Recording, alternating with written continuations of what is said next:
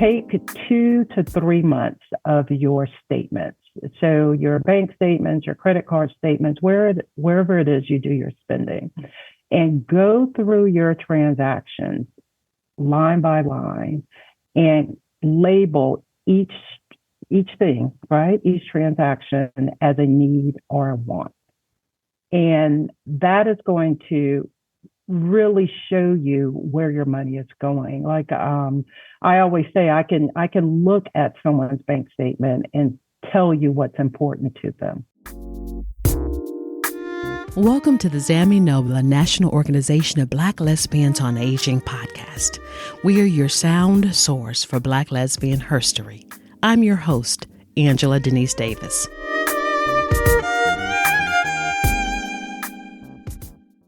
If you want to know what someone values, look at where they spend their money. Today we talk with Lana Williams, a financial coach in Atlanta, Georgia, and also the board chair of ZAMI NOBLA. We have an incredible conversation that is full of helpful information about finances, as well as about the power we have with our financial imagination to make a difference for here, now, and the future. I know you're going to enjoy my conversation with Lana and find it to be quite meaningful as we consider the power we have when we are mindful with our money. My name is Lana Williams. I'm 58 years old. And how do I show up in the world? I think authentically. Pretty much what you see is what you get. I'm the same professionally, with a little bit more poised that I am personally. And I like that. I like it a lot. Just being me, the good, the bad, the not great moments, the beautiful moments, but I try to be very present. And so just being me really helps me do that. Well, Lana, thank you for being part of the ZAMI NOBLA podcast today. We're thrilled to talk with you about your life, your work, and how you serve in a leadership capacity at ZAMI NOBLA. Tell us a little bit about where you grew up and your childhood. Yeah, I originally grew up in Pompano Beach, Florida. So that's where I'm from. And my parents divorced when I was very, very young. And so my mother remarried. I think I was seven when she remarried, and we relocated to Tampa, Florida. Pretty much my entire childhood, life through my 20s, early 30s was in Tampa and St. Pete. So I've been here 23 years, 24 years, I guess. It's 2024 now, isn't it? Yeah. I know you are in a field that's very important because a lot of folks are curious about the role of someone who is a financial planner and help people learn how to manage their assets. What brought you to this particular line of work? Yeah, that's a really good question. I'm very glad you asked that because I'm very purposeful about it. And my role, my practice, I actually am a financial coach. And so the difference is, and the reason that I jumped into that is having been an investment advisor and a banker and, consultant, a whole bunch of different roles in that financial industry. Throughout my years of doing that, I really, really noticed, and probably in the later part of my career, I really saw how many people didn't understand the foundation of money management, how that was so missing in our society. And when we look at stats like, 65 to 80% of the country lives paycheck to paycheck, right? meaning literally people can't make a next move until they get paid. And how staggering that is. So I purposefully chose the work in my practice to help build that foundation, and that is paying off debt, building savings, curtailing spending, really working on our relationship with money and our money mindset. And with that foundation, then I have clients that go on to, really soar with investing. They move into real estate, they start businesses, et cetera. But then also it seeps into sort of generational wealth in a way, because now you're teaching your kids, your community, right, your partners, et cetera. So that's really my focus is that foundational piece as a coach. So I'm curious because when I meet individuals like you in this line of work, I'm always wondering, were they the person who had the piggy bank as kids and they were very meticulous about their funds and you knew from a young age that this is what you wanted to do, to be in this area of finance? Well, so I will say this. I grew up in both households. So my parents, and then my family with my stepfather, who are equal, right? Very budget conscious, and I always say I literally saw my parents grow into their financial freedom. So when I started, we were, things were tight, right? And I saw them make moves and invest and do different things, and life really progressed. So I didn't necessarily have an option there, nor did I think about it. It was just a way of life for us. In other words, when we left the room, we turned the lights off, right? I share the story of the number of times I would go to get into the shower and the water was cold because my parents turned the hot water heater off, right, as an effort to save money. And so that was really sort of my foundation. And so it was natural when I got my first job, the first thing I would do is put money away, right, and save it. And I probably was that kid when you were younger. You got the bag of potato chips, and one child would eat them right away, and the other child would save them for later, right? So I was that save it for later child. So that was my upbringing. And then in school, when all the companies were coming and interviewing us in college, it just so happened that a bank hired me. It wasn't something that I applied for any and all, right? And so that's really what started the career. Back then, banks used to really put a lot of training and time and et cetera. So I was in a management training program. And so that kind of started my career, and you just flow with your resume from there. Yeah. Where did you go to school? Florida A&amp, Rattlers. You started out in this area and have had, a number of years of working in this area. And I'm just curious, as you help people and you coach them along with their financial life, what are some of the things that you've noticed or areas where folks really struggle and are points of opportunities for them to improve? Oh, well, the key areas, the broad areas are definitely spending, right? There's literally three: spending, lack of savings, and debt. When you put those together, it's some would call it living beyond your means. That's one avenue, right? Of that, really a lack of education and awareness around just the principles of managing your money. And a big part is just that mindset, right? That when we look at society as a whole, everything is convenient. Well, convenience costs, right? So in other words, you go to buy pineapple.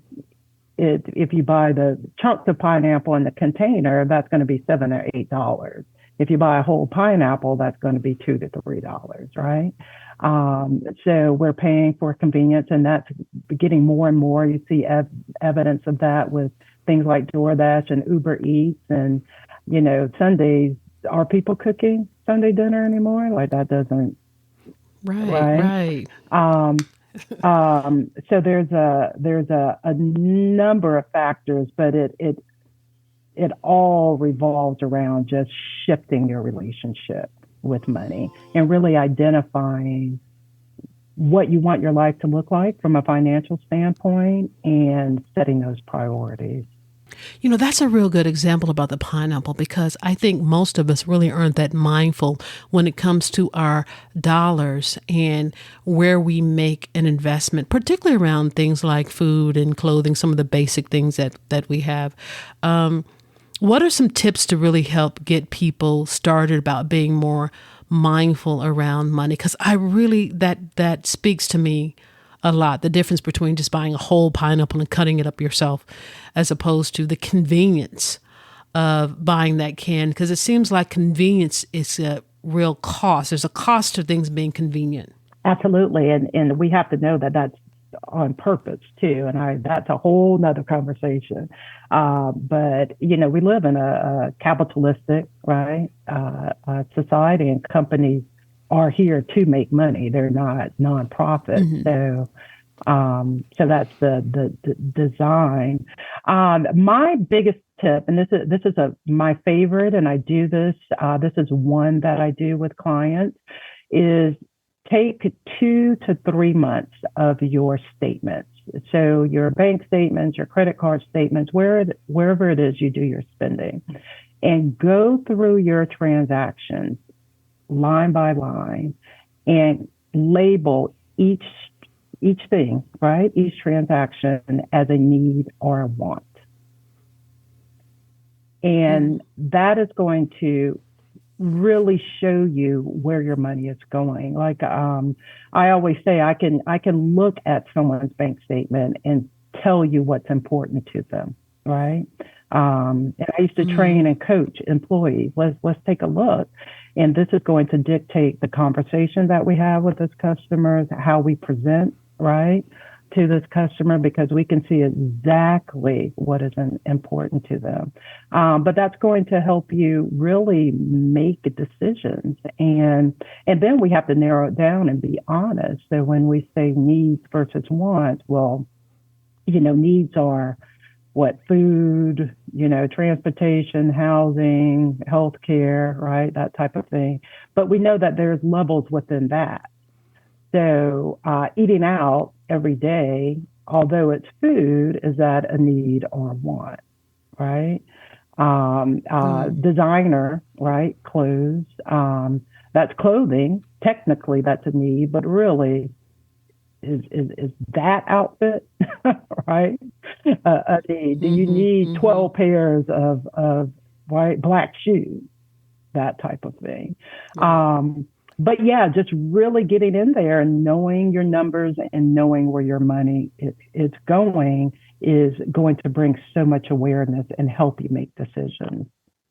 I can hear some people say, well, Lana, I'm sure that's great for people who have money, this financial coaching stuff and being mindful about money, but I'm really trying to make it, to the end of the month. And so sometimes it's really hard to really think about how to parse my dollars and where to put this and to where to put that. And there's some people who also may be saying, well, I have some income. I don't have kids. I can put some dollars here and some extra spending here.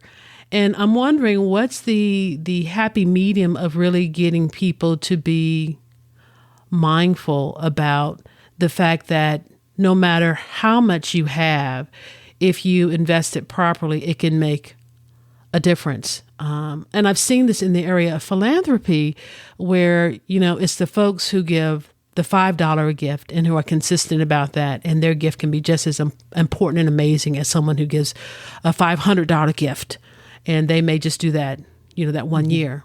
But the consistency of that $5 gift really makes a difference. So I guess what I'm saying is, in terms of folks who have very different levels, everyone can really be mindful about their money, can't they? Oh, absolutely. And that's two pronged. The bottom line is what is important to you, right? What identifying what your priorities are, what your values are.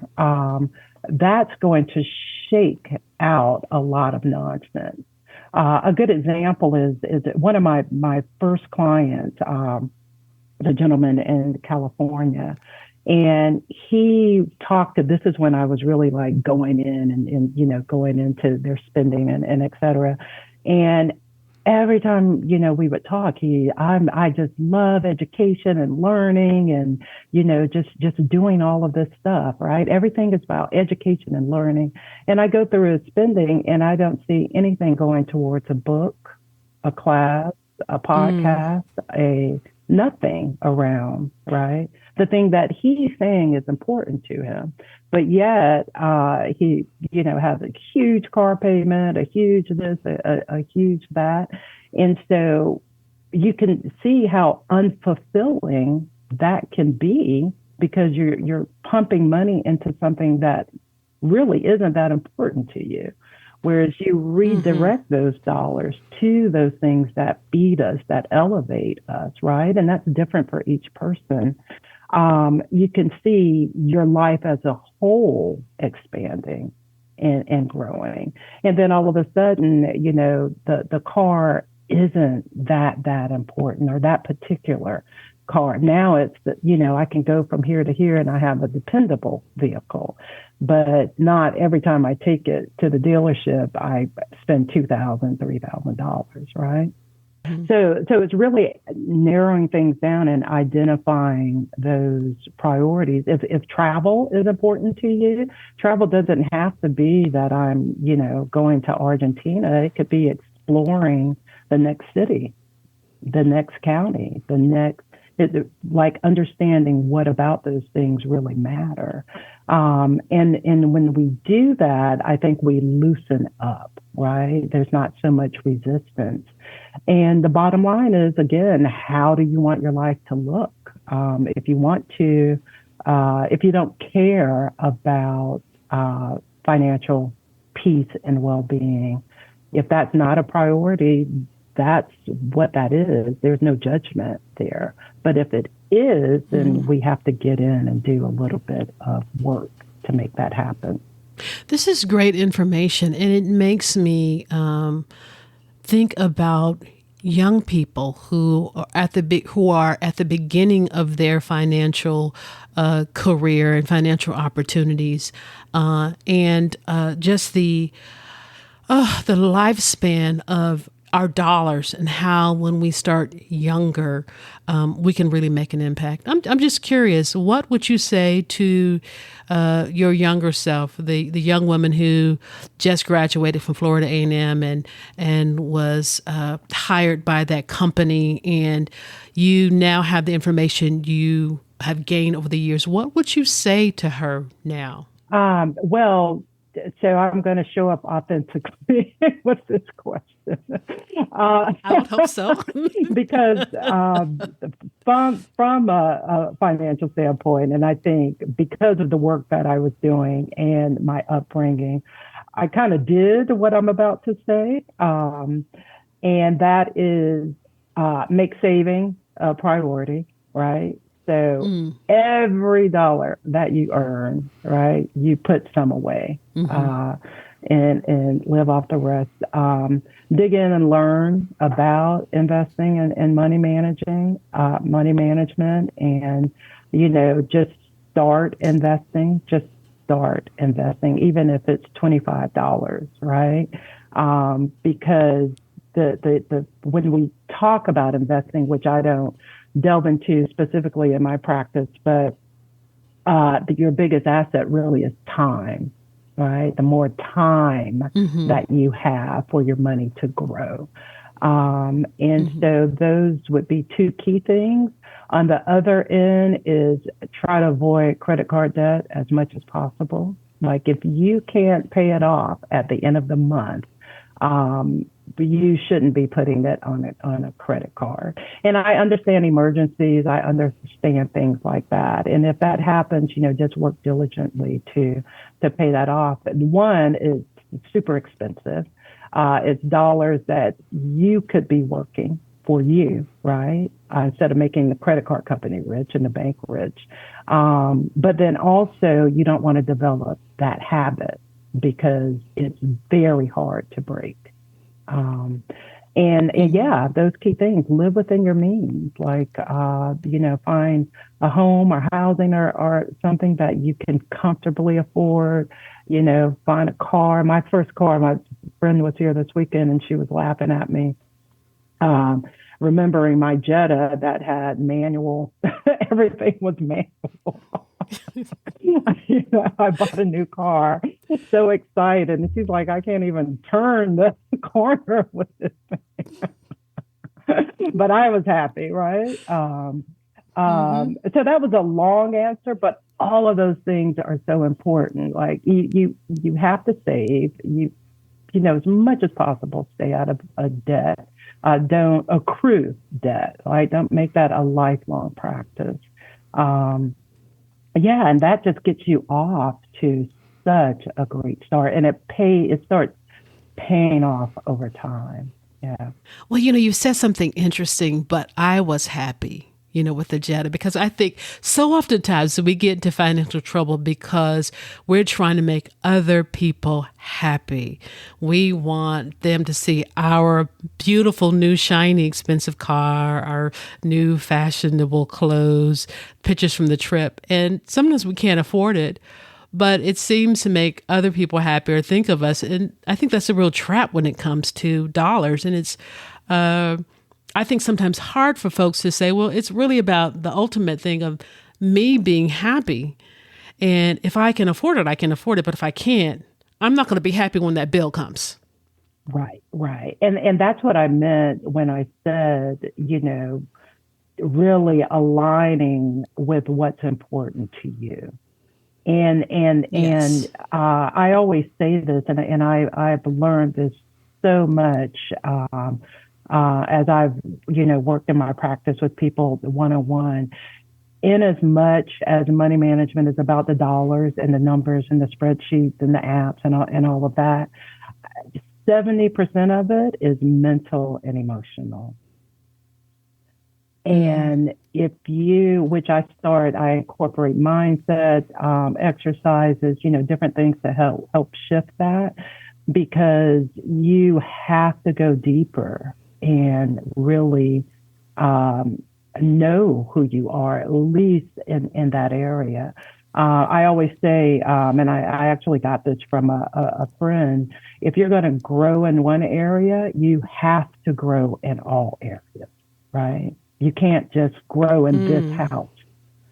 You have to grow in all houses. So we have to go in a little deeper, and that can come over time, right? So we start here and then we start noticing, oh my God, I don't, that's not important to me anymore. I don't think about that anymore. I don't notice every car on the interstate anymore, right? Because travel is important to me, and I just came off the best trip ever. I think on the other side of that, if you weren't the young woman who was a savvy spender and saver in your 20s, if that was not one story, and you're in your 50s and 60s, is it too late to have some sort of financial life that makes you happy? Or should you just say, well, I'm just going to have to carry this debt with me until I'm out of here. And, I can't overcome some of the financial burden that I have accrued over the years because I've not been the most savviest of spender and mindful about my money. Yeah, of course it's not too late. It is not too late. What happens, and it happens with various areas of our life, right, is you may have to make bigger decisions, right? In other words, when you're 20 something, do you even own a home? right? At that point, when you're 50, you may own a home, and it may come to, if you want to be here, then we need to downsize or we need to find some alternatives. So the reality is the equation is income minus expenses equals savings, freedom, independence, right? Whatever you want that to be. And that is what it is. So you either bring in more income or you decrease those expenses. Ideally, you want to do both, right? You want to have multiple streams of income and have manageable, right, expenses. So it may take bigger decisions, but again, if we kind of get in there and flush out a lot of the nonsense, and I use that word lightly, right? Because what's important to someone is important to them. There's no arguing that. But we kind of shake the tree a little bit. You can make that happen. Will it be as big? I don't know. It depends on how much you really want to get in there. But I relate it to like weight and exercising, right? So a lot of people, especially women, especially Black women, find themselves at that age and you're pre-diabetic, right? You are high blood pressure, et cetera, blah, blah, blah, blah. And so, but you're pre. So do you go in and make those big choices, make those big decisions? Do you see what I mean? They're bigger than when you were 20. So we know that if we had exercised and watched what we ate throughout our life, right, you would be in a different position. But that didn't happen. And so now, what are you going to do? I ate the creme brulee over Thanksgiving, and now it's on my hips. Exactly. I hear you talking. Yes. And if I can, that is how I recognize the importance of the work that I do, right? Because having a coach, having someone there with you, hold you accountable, give you support, share ideas, because life is going to life. So you build up your savings and then boom, you have 2 flat tires, or this happens or your refrigerator goes out. And what do? We resort back to our old habits because that's our comfort area, right? But then you have someone that comes in and says, oh, no. We don't have to do this. How about this? Or what about this? Or we could do this, or let's look at it. And you do this, but by, in 2 months, 3 months, you're going to be right back. Do you see where I'm going? And so getting help is big. I've had to learn that personally. Asking for help, oh my goodness, that is so mighty, right? That is very powerful. Yeah. Is there one particular thing that you think folks should focus on in order to make a difference so that at the end of the year, they can see some growth? Oh, yeah. There's always 2 with me. There's number 1 when it comes to finances, paying off high interest debt, just getting rid of that and really ensuring that you have an emergency fund, that you are saving. We want the long term, right? But it is that emergency savings that is going to save you. Like someone said, I've never saved money and said that was a dumb idea, right? So really those two things, making those your focus. Yeah. I'm curious to know how you took that jump from what I would assume would be the cushiness of a 9 to 5 and then move into this space where you're self-employed as a financial coach and really make the decision to say, this is something I want to do. But clearly, I would assume there were some risks involved with the decision you made to become a financial coach and be self-employed. Can you talk a little bit about that journey? Yeah, I can. Even when I first started, right, at 21, at least in that realm, because my career has kind of taken different. I've worked in different areas in finance, so not always with clients with their money, et cetera. But then, I remember being really excited. Like oh my goodness, I get to help people and I get to learn and all of that. And when you get in there, you realize, oh my goodness, this bank is a business and we've got to, sell, right? Quote unquote, sell loans and credit cards and all of this. And so I wasn't doing a good job if I, did not meet those goals and that area. And I bring that up because that rub is always there, right? You always have that little instinct, like that little thing that, oh, I really want to help people. And so, you kind of carry that on, and just like with anything in life, it becomes challenging. So I had, areas in my career where I absolutely loved it, but I worked unbelievable hours. I've had 2 or 3 jobs where I traveled, right, constantly. Loved that, but still didn't have a life. I've had, not great managers, right? And so you have those things, and then you still have that rub of, I know how to do this, but am I actually happy in doing this? And so it just kind of got to a point where I had just 2 unhappy jobs in a row. Mm-hmm. And I, again, loved the work, but I just was at a point in life where everything lined up. And I knew that if I wanted my life to look and feel different, that I needed to step out and bank on me. And so that's what I did. And it was scary. It was risky. I can't tell you how many times I'm like, put your resume back out there. I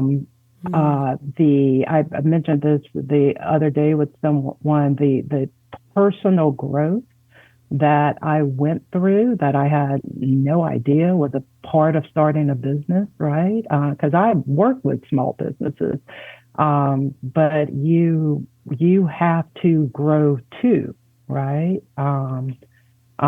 You can't not be on time, right? You can't not do research and stay abreast of what's going on in the market, in the country, and so many things. I share it with someone, if you are a procrastinator, it's magnified when you start working for yourself. Everything that you are, right, shows up.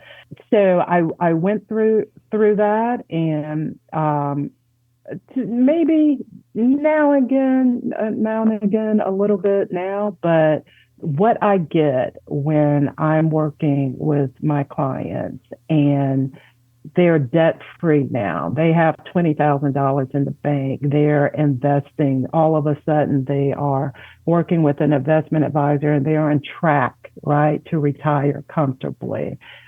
They've paid off their home. I've had clients who were single when we worked together, and then they've gotten married and they come back with their husbands. Now they're married with you know what I mean?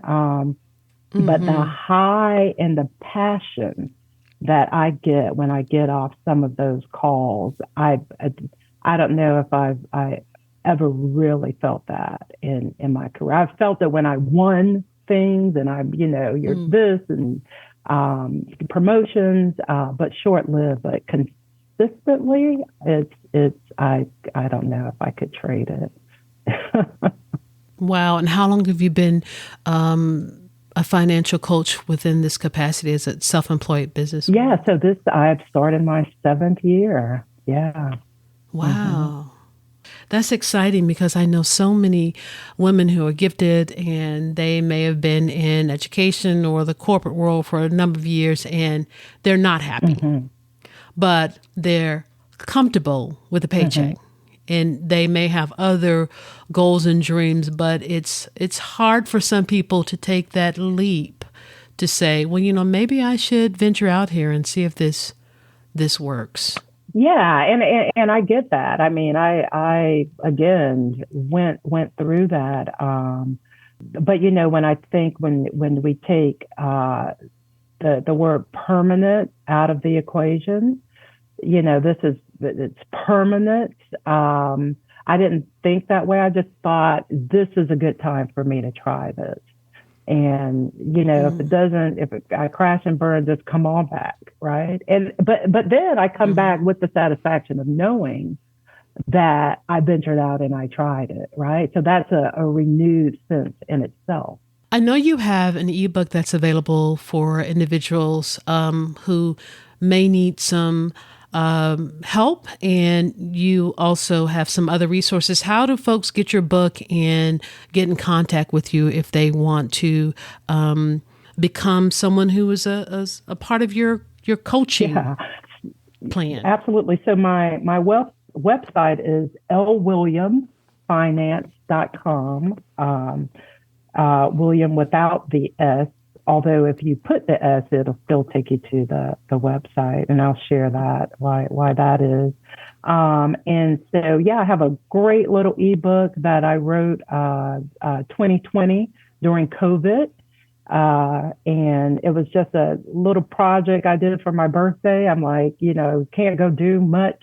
So let's do something. And I did it, and it did really well, and it continues to sell. And it's all of the things that I do, either every year or every other year.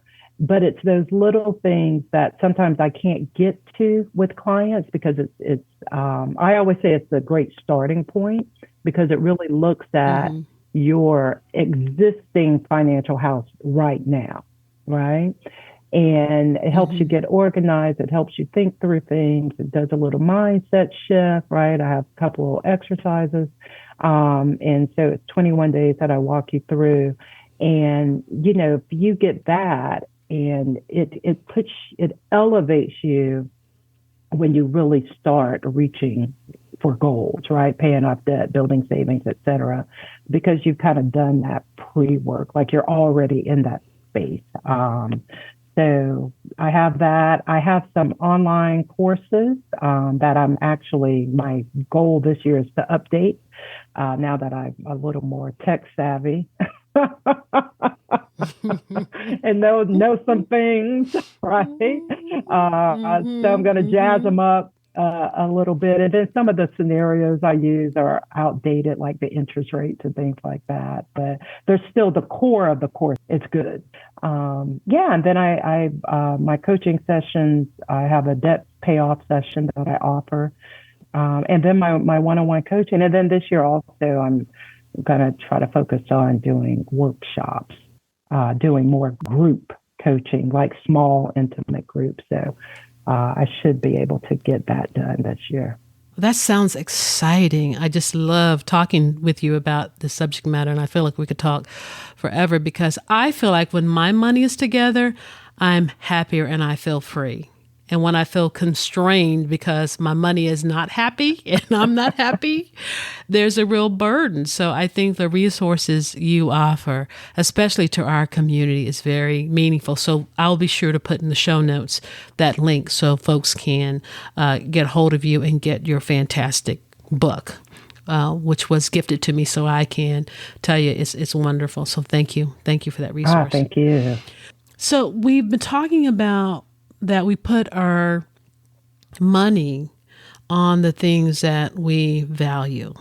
And as your role as the board chair of ZAMI, NOBLA, a part of what a board of any organization is, that role is to fundraise. And it's so important, at least from my vantage point, that we give folks an opportunity to make an investment in the work we do at ZAMI NOBLA. And I'll say this, that the Biggers House, the home that was renovated for Black lesbian elders for affordable housing, is an example of just what it means when folks really put their money where their mouth is and say, I value affordable housing for older Black lesbians, and let's put this together, because Marianne Adams, our founder and executive director of ZAMI NOBLA, will tell you that renovation was an act of community love. And the dollars raised were really from folks who said, I value what you're doing and the work of making sure that older Black lesbians have affordable housing. Why is it important that folks invest in the work we do at ZAMI NOBLA? Oh, I could. I'm gonna try to keep this brief. Because when you talk about values, and I shared a couple of times that personally I took inventory of my life, and I think I mentioned earlier that I asked the question, what do you want the rest of your life to look like, right? And when you do that, you get very focused and very intentional. And when you think about Black lesbians, mature Black lesbians, older Black lesbians, et cetera, no one is focused on us, right? When you think about the specific health concerns that we have as women, as Black people, as lesbians, right?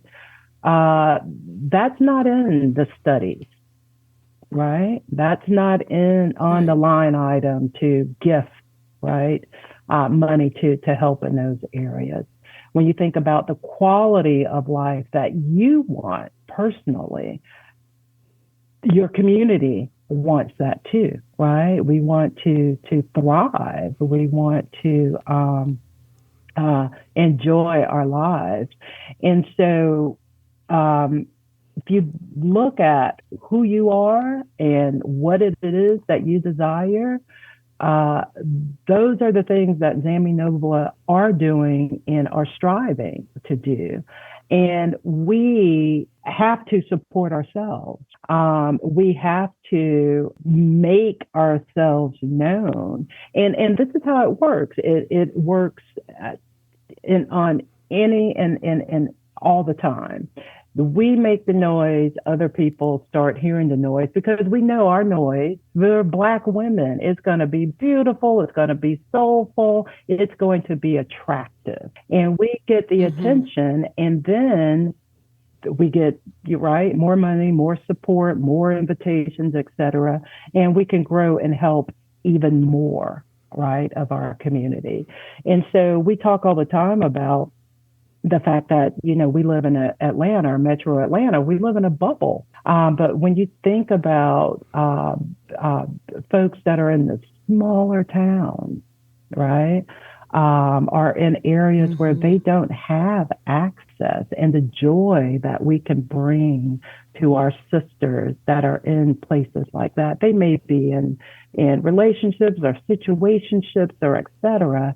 And for them to have access to resources, other people who are like them, funding, right? Help, assistance, all of those things.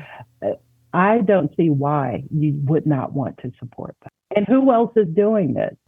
That is so true. That is so true. And I just can't help but to think about all the opportunities we have as older Black lesbians to make a difference now, as well as leave a legacy.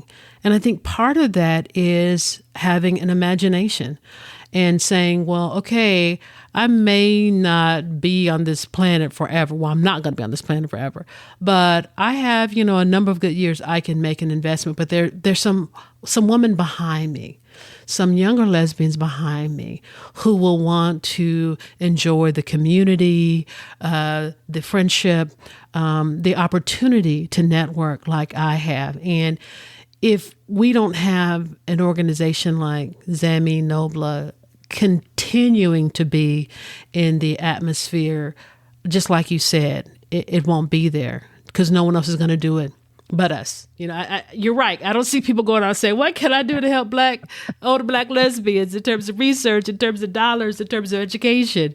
And we really have to be there for each other. So I just applaud your leadership and the work you're doing on the board, because it's exciting to have someone who's so passionate about the specific needs of older Black lesbians and who champion the work we're doing and our need to be present and to invest in ourselves. Yes.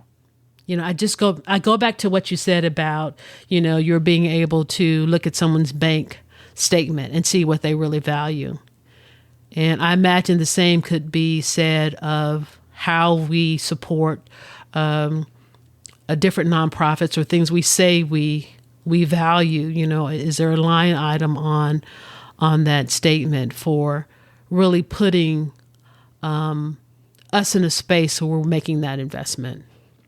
Well, we have to. I mean, if you just look at Maslow's hierarchy, right? We have to grow past the self, the I, the me, right? Because we expand. If we want to be selfish about it, we expand when we give and when we support. All of that comes back, right? But it really goes out. I mean, you want to have a more fulfilling life, give,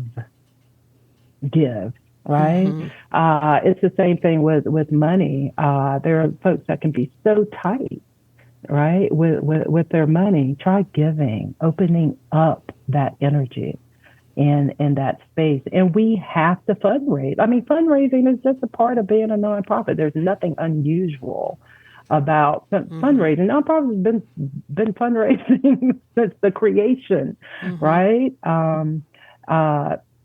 Like that's not a separate thing. There's a saying in finance, you can't manage $1 million with a $10 mindset, right? And so you can't go into the space with those same thoughts and behaviors and beliefs. You have to grow and expand. And in fundraising, which is a area that's uncomfortable for a lot of people, and I understand that, but it's bigger. We have to be bigger than that. And it's not personal. It's just a thing. But people who give are accustomed to giving. That's just what that is, and we have to be in those spaces. I learned a long time ago when I was a loan associate with United Way in Indiana that asking folks to make a contribution was not begging, but it was really providing them an opportunity to make a difference. And I certainly see that with the work we do when we ask for dollars at ZAMI NOBLA. It really is an opportunity for people to make a difference. And I'm just excited about that and excited about our givers, those who are sustaining folks, those who are coming to the fold and seeing the value of what we do, as well as folks who just may hear this interview today and say, wait, I need to invest in myself. Because ZAMI NOBLA is doing some wonderful things, and I need to be a part of that. But I also want to leave a legacy for those women who come behind me. And segueing into that, there is something that we're doing at ZAMI NOBLA that I'm excited about that really is going to help certainly leave a legacy in Georgia, and that's the development of the Georgia State chapter. And I know you are serving in the role as the interim president. Can you speak a little bit more about that opportunity and just what it means having a Georgia chapter here in Atlanta? Because a lot of people think that we have a chapter, but we don't. Our first chapter was North Carolina. But speak a little bit about the Georgia chapter, where we are, and just kind of your vision for that. Yeah, it's so exciting. And I get that a lot of people think that we I do have a chapter, and I think that's okay. That's good, and the fact that they're learning that we don't shows that we are growing, right, as a national organization, and which means there is a need for a Georgia chapter. So that's all beautiful stuff. And so this is an opportunity. It's Georgia, right, not Atlanta, Georgia. An opportunity to do Yes. exactly what we said, to provide a healthy community for ourselves, basically. And so, we've already had a few events that have gone well, been received well. This is an opportunity for people to exercise their leadership legs, right? Because we have to get a board together, we have to get committees together. But really, the vision is to, again, just have that community, and we're on the ground, and so we can make it whatever we want it to be. If we want the social aspect, which I know is a popular category. If we want a outdoor, right, committee, where we do some hiking and different things outdoors, hobbies, music, right, whatever it is that we want to be. But the big piece is that we're providing community safe space for Black lesbians 40 and over throughout the state, right? Providing that space. There are towns in Georgia I don't even know about, right? I want that person, that couple, to be a part of the community. And just think about how that is going to elevate and can elevate someone's life, right? Especially our sisters who are even older. You know what I mean? And I say that from a present standpoint, that they're older, but think about where they came from. I mean, the country has changed since I've been alive on LGBTQIA plus, right, issues and initiatives. So imagine our sisters who are even older, what they have endured, and to be able to have such a space. And so we have the Georgia chapter. Hopefully we can branch out and have other state chapters. Then we can have, national conventions. I mean, this thing could be big. It could be fabulous. Yes. Yeah. And I trust that it will be. As we've been talking here, there's a story that's kind of gone through my head, and I never get the name right, but I think it's the little chicken or little red chicken. She was going around asking people to help her make the bread, and she would ask one person and they were too busy, another person they couldn't do it, another person they didn't think they had the skills, wada, wada, wada. And so she had to make the bread herself. And of course, after she made the bread, everyone wanted a piece of it. Yeah. And that's fine. But there is nothing like being part of the team that really helps make the bread, because you shape it, you give flavor to it, you make an investment in it, and at the end, the product that you make is not just that one person; it's a group of people, and that's how I just see the opportunity we have when we put our money where our mouth is, and where we really invest in the things we value. We're really, no pun intended, but making bread, making some dough for the community. And so I'm just excited about all the things you share, because I think when our personal finances are together, that makes us freer to make investments in other things, like organizations we care about and folks who may need some of our financial generosity, or to leave a legacy for someone in our family. So it really begins from what I've heard you say with being mindful about our dollars and looking at what we value, making those investments, and knowing that we can make a difference. Having that mindset that it's possible. And so to me, that's just been exciting. I'm very excited about the conversation we had. This is wonderful. One of the questions I always ask my guests before we leave is there something I did not ask you? Is there a question you wish I would have asked? Is there some information you want to leave with our listeners so that they can kind of chew on some of this information even more? What comes to mind immediately is, let the being safe in life go, if that is you, right? Like you mentioned, building the Georgia chapter from the ground up. I mean, jump in there, you don't have to, you have to have the passion, the commitment, right? But hopefully we provide space that allows people to grow, allows people to get their sea legs. At our age in life, we need to minimize the what if or I could have, right?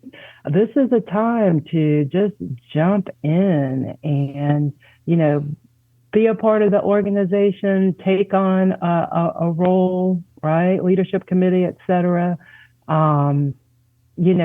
Just get in there. We deserve the dollars. We deserve to support each other, right? Donating, fundraising, we deserve that just because. You know what I mean?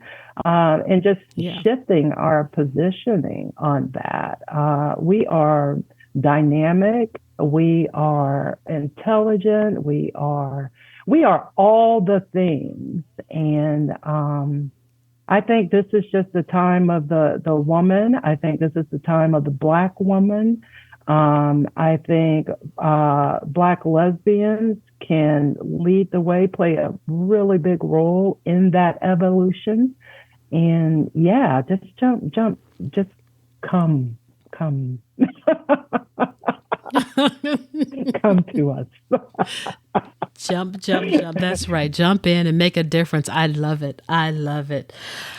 Lana Williams, ZAMI NOBLA Board Chair, thank you for being part of our Black lesbian history. Thank you so much.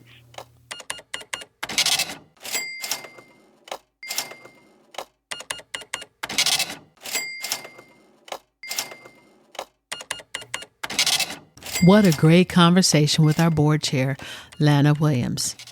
If you want to find more about her resources, check our show notes for a link to her website. And if you're in Georgia, check us out as we are building the new Georgia State chapter and get involved, be a part of the process. Help us leave a legacy and make a difference today as well as tomorrow. I so appreciate your listening to the podcast, making an investment with your time to be a part of our listenership. If you like the podcast and you find it to be valuable, share an episode with your friends or someone you think who would benefit from this information. Until next time, have a sweet one. Hey, sweet baby, won't you call my name? Hey, sweet baby, won't you call my name? Hi, my name is Lana Williams. I'm the interim president of the ZAMI NOBLA Georgia State Chapter. I want to invite you, if you are a Black lesbian 40 and over, to join us. We are creating this chapter from the ground up. We are very excited about it. We want to reach all communities, all areas within the state, and just make the organization for us, by us, about us, in any and everything that we want it to be.